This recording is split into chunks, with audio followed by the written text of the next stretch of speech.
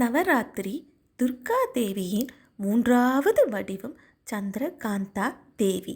அவள் பார்வதி தேவியின் திருமணமான வடிவமாக காணப்படுகிறாள். பாதுகாப்பு மற்றும் மென்மையான கருணை ஆகிய இரண்டின் அடையாளமாகவும் இருக்கிறாள். சந்திரகாந்தா தேவியின் பெயர் சந்திரன் மற்றும் காந்தா மணி ஆகியவற்றின் கலவை ஆகும்.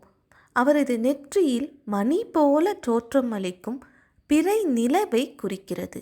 அவர் 10 கைகள் வெவ்வேறு ஆயுதங்களை வைத்திருக்கும் ஒரு போர் வீரர். ஆனால் அவர் ஒரு அமைதியான பக்கத்தையும் கொண்டுள்ளார். வலிமையும் அமைதியும் ஒன்றாக இருக்க முடியும் என்பதை காட்டுகிறது.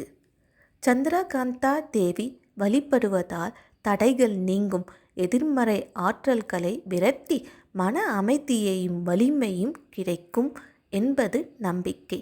அவள் தன் பக்தர்களை அச்சமற்றவர்களாகவும் வாழ்க்கையில் சவால்களை சமாளிக்கவும் உதவுகிறாள்.